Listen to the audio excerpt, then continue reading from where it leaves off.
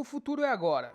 O que era um clichê se tornou realidade. As novas tecnologias estão transformando o mundo. Neste contexto, em parceria com o festival Menos 30 Fest, o Voicers, um ecossistema de educação e tecnologia idealizado por Lígia Zottini, além de trazer diversas palestras, elaborou uma narrativa que conduzia os participantes na vida da personagem Jessica em 2037. E aqui temos a Jessica em 2037, que a Lídia vai explicar um pouquinho mais pra gente o que acontece. Excelente. A Jessica hoje são as nossas meninas e meninos de 12, 13 anos. Mas seremos todos nós, cada um avança 19 anos pra frente e consegue entender exatamente o que vai acontecer. A Jessica, ela tem não trabalhos, ela tem fontes de renda, já vou falar um pouco da agenda do dia de hoje dela, mas praticamente a palavra de ordem no dia da Jéssica é fluidez e plasticidade. As coisas, por conta da alta tecnologia, elas se interagem de uma forma onde hoje a gente ainda opera de forma industrial e na linha de montagem. As coisas não vão vir uma atrás da outra, elas vão vir de vários mundos, de várias dimensões, de vários tempos e espaços, por conta de todas essas tecnologias juntas. Então vamos no dia dela aqui? Às 6h45 ela acorda e ela tem 4 fontes de renda, não são trabalhos mais, tá? E ela percebe que a primeira delas é a força de trabalho robótica precisa ser dobrada porque ela é totalmente automatizada e as vendas cresceram durante a noite. Então ela ativa lá os robôs, a parte toda de inteligência artificial e começa o dia dela. VitaFeed, essa empresa que ela já ativou, ela já fez. Aí a segunda parte que a gente vai continuar nas experiências aqui, são todas as outras experiências e fontes de renda do dia dela. Ela vai ter lá uma entrevista naquela empresa ali na Oculus X Travel de viagens, de transporte dimensional e desmaterializadora, às 10 da manhã, porque ela precisa contratar mais 3 humanos para evitar o imposto de desemprego. Mas okay? Lídia, a gente vai transportar espaço e tempo através de desmaterialização. Explica um pouquinho pra gente. É muito comum hoje em dia a gente achar que o óculos de realidade virtual é um brinquedo, é um jogo, é um videogame, é o que a gente chama de presente estendido, onde você pega lá a arma de uma guerra de 500 anos atrás e continua guerreando no futuro, a tal da guerra nas estrelas, né? Não, ali o pessoal já vai entender que a hora que eu desmaterializo, eu digitalizo, eu consigo ir para tempo e espaço, não necessariamente os mesmos. A gente vai ter ali na Oculus X Travel uma experiência onde você vai estar em Nova York, no espaço que a gente conhece, mas no começo do século passado, ou seja, 1917, 18, numa Nova York que tinha dirigível ainda. Uau. Ou seja, eu pego uma dimensão de espaço e desloco ela de tempo, e eu só consigo isso porque eu vou desmaterializar. Daí eu posso ir no seu dia, a sua rede social vai ser uma coisa onde eu vou entrar dentro dela, dimensionalmente ver a vida pela sua visão. Então, é desse lugar que ela começa a trabalhar o dia dela. E qual vai ser o impacto disso para as pessoas no dia a dia, na vida real mesmo? A gente vai, como o palestrante acabou de falar agora, né? A gente vai ter coisas muito mais fluidas. Essa coisa de 8 horas por dia, 5 dias por semana, isso acaba. O dia dela, ó, tem um buraco entre as 3h45 que ela vai fazer yoga holográfica, até ela ir lá fazer sexo sinestésico com o David. Sexo sinestésico.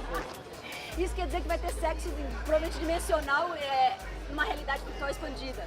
A gente não sabe o que acontece aqui. Então a vida vai ficar mais fluida e ao mesmo tempo mais complexa. E complexidade, eu vou dar uma outra determinação para essa palavra, ela não é um problema, ela é uma maturidade. A gente só vai ter vidas complexas porque uma série de coisas entre tecnologia e humanidade vai estar madura. E agora a gente expandindo um pouco mais para o campo de trabalho, a gente tem aqui no próximo painel uma série de novas profissões do futuro que não tem até agora. Vamos lá? Vamos lá. Algumas dessas profissões a gente consegue encontrar hoje, mas outras estão sendo criadas e representadas aqui no festival. Lídia, o que você pode falar pra gente das profissões do futuro? Bom, elas são profissões onde a parte de processo, repetição, elas foram deixadas para a máquina fazer isso. Então a gente tem coisas que elas estão muito mais voltadas para o humano, para a exponencialidade, para a forma que ele vai ver o mundo. E a minha favorita, que é o que eu faço desde hoje, eu já opero dessa forma, que é desmaterializadores de mundos. Todo mundo que trabalhar com digital, com essa parte potencial de tecnologia, vai desmaterializar mundo físico e construir mundos sobre mundos. E esse mundo sobre mundo vai nos dar a possibilidade de muito mais visitações de outras tempo e espaço que a gente não tinha até então. Outro nome para essas tecnologias todas de imersão é máquina de empatia, Dan. Você consegue estar no lugar do outro com muita facilidade. E a gente sai dos campos de simulação para os campos de realização. Então, realmente a gente vai conseguir se transportar em espaço e tempo. Acho isso fantástico. Exatamente. Além dessa, o que a gente tem mais aqui? Por exemplo, tem um mediador de conflitos sobre os direitos de trabalho humanos. O que é isso, Lídia? Bom, a gente vai ter trabalhadores não humanos, robotizados e automatizados. Os conflitos trabalhadores humanos vai ser aquela nuance, aquela zona cinza, onde o humano ainda não conseguiu exponencial o suficiente para poder fazer trabalhos mais humanizados e ele ainda fica competindo com a máquina de algum lugar. Então, o direito dos trabalhadores humanos vão ser esse momento onde a gente precisa fazer os dois layers, ou então, por exemplo, muitas empresas só vão ter robôs. A gente vai ter que garantir que, de alguma forma, ou através de imposto, de transferência de valores, esse valor volte para os países, para as cidades e possam ser redistribuídos, garantindo o direito do trabalhador, não, o direito de todos os humanos. Agora falando um assunto bem polêmico que todo mundo vem se perguntando. A máquina vai substituir o ser humano? Bom, a máquina ela não vai substituir o ser humano naquilo que ele for mais humano, tá? Mas em tudo aquilo que a gente for robô ou ser usado como máquina, ela vai substituir. E tudo aquilo que a gente usar a nossa inteligência artificialmente, ela também vai substituir. Vai sobrar o que pra gente? Ser curador, cuidador, conhecedor, comunicador, ou seja, ser humano numa proporção que a gente nunca viu na humanidade. Então a gente vai ter novas formas de profissão, novas profissões no futuro, mas com esse aspecto humanizado. Totalmente. Muito tem se falado também sobre o ser humano exponencial. Explica pra gente um pouquinho o que é um ser humano exponencial. O ser humano exponencial, tudo que é exponencial é uma fórmula matemática que ela começa onde você vai dobrando a sua capacidade de gerar aquilo que você está fazendo, o que você está falando, e chega uma hora que o dobrar se torna, ele sai pequenininho e ele cresce rapidamente. É diferente do progressivo, que é sempre o mesmo passo. Quando eu digo humano exponencial, a hora que sobra muito tempo, porque muito parte dos nossos dias a gente é usado como máquina. É aquela, Concordo. todo mundo sabe a parte do dia que você repete, e fala, cara, se já tivesse alguma máquina fazendo, eu ia ter tempo de me autoconhecer. Tem um autor que a gente gosta muito, que é o Harari, né? Um grande pesquisador. Ele fala assim, conheça-te a ti mesmo, porque essa é a melhor e a maior capacidade desses tempos. Os gregos já falavam isso. Exato, ele para falar de futuro, ele foi lá no passado. Então ele fala assim, conheça-te a ti mesmo, porque se o algoritmo te conhecer melhor do que você mesmo, você vai ser altamente manipulado, copiado, hackeado. Então, o humano exponenciado a gente ainda tem aí alguns anos pela frente até chegar ao 2037, onde todas essas tecnologias que hoje são não maduras, elas vão estar maduras para que a gente garanta individualmente e coletivamente a nossa maturidade, a nossa exponencialidade. Para que seja equiparado e não dê distopia. Mas muitas dessas tecnologias já estão sendo usadas e implantadas no mundo atual. Né? Lídia, aparentemente isso é realidade virtual. É realidade virtual mesmo? Na verdade, é uma ativação neural usando realidade virtual. Então, o que acontece? Essa band, essa tiara branca, ela tem uma tecnologia de leitura das suas ondas cerebrais. E através dessas ondas cerebrais, a gente consegue saber se o seu cérebro está super estressado, neutro, ou em estado de meditação, ou estado de presença plena, ou calmo, né? A gente aqui tem, na empresa Neurotext, que é uma das fontes de renda da Jéssica, a pessoa vai estar testando uma série de fluidezes dos trabalhos, ela vai olhar aquilo ali, aquela loucura de um monte de fluxo acontecendo, a capacidade de ela manter a mente dela em estado pelo menos neutro, mas de preferência calmo. Isso pode ser treinado. Essa é uma máquina de treinar você a ter toda essa sua parte neural em forma. Quer dizer, então que a gente está potencializando coisas humanas como mindfulness, por exemplo? Exatamente, com tecnologia. Apesar de toda a tecnologia à disposição, o fator humano ainda fará toda a diferença. E essa instalação, Lídia? Tem aqui algumas coisas, parece aquelas faixas de proibir ultrapassar, alguma coisa assim, a gente tem vários cartazes. Explica pra gente um pouquinho o que é essa instalação. Excelente, a gente chama ela aqui de IC, né? Ele não é proibido, ele é em construção. As faixas de em construção. É diferente. E aí a gente pensa assim, um dia em 2037, e se todo o trabalho que a máquina faz melhor que o humano, que é desumano, fosse feito pela máquina? E se, de repente, a gente pega aqui as possíveis desmaterialização de tempo e espaço usando as próprias tecnologias? Então você entra aqui e começa a ver que, e se o futuro fosse um processo onde eu tomo a consciência que a construção dele está na mão do ser humano e da coletividade desse ser humano? E esse já é um futuro possível? Totalmente. A gente acredita muito nessa frase, né? As máquinas, elas vão tomar todo aquele trabalho que a gente é usado como máquina para nos dar mais espaço para ser mais humanos. Então temos esperança no futuro? Sem dúvida alguma. Aqui não tem distopia. O melhor da tecnologia com o pior do humano não é um 2037 na vida da Jéssica. Então o melhor da vida da Jéssica é o melhor do ser humano com a melhor tecnologia para a melhor vida. Exato. Futuros exponenciados, futuros desejados. Tecnologias como a realidade virtual, já presente na vida das pessoas, serão potencializadas em um futuro próximo. O que tecnologias como realidade virtual e realidade aumentada têm melhorado a vida das pessoas?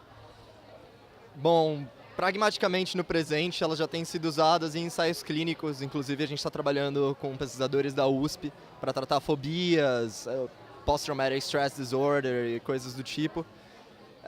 No nosso caso, a gente acabou substituindo métodos antigos de storyboarding em 2D.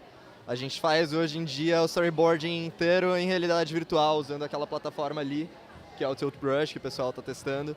E, bom, tem muitas empresas criando soluções novas, não só para entretenimento, mas software com plataformas criativas que impactam várias áreas. Ciência, visualização de dados, medicina, visualização de PET-CT, ressonância magnética. A lista é grande. E como que você imagina o futuro dessas tecnologias, possivelmente em 2037? Eu imagino uma hibridização, eu imagino que os headsets como a gente conhece hoje vão não existir mais. Eu acredito...